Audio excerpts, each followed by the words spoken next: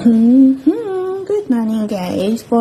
Para sa aming tanghalian, magpiprito tayo ng luncheon meat at stir fry spinach. So para mamayang hapunan, para sa mamayang hapunan ay maglalaga tayo ng buto-buto guys. ABC soup kung tawagin ni Amo. Ayan yung ating sangkap, sibuyas at kamatis, patatas at carrot. Ayan.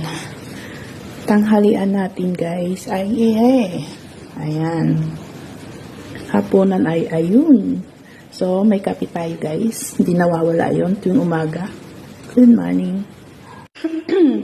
So yan guys yung ating hapunan para mamaya. ABC soup. Kain na.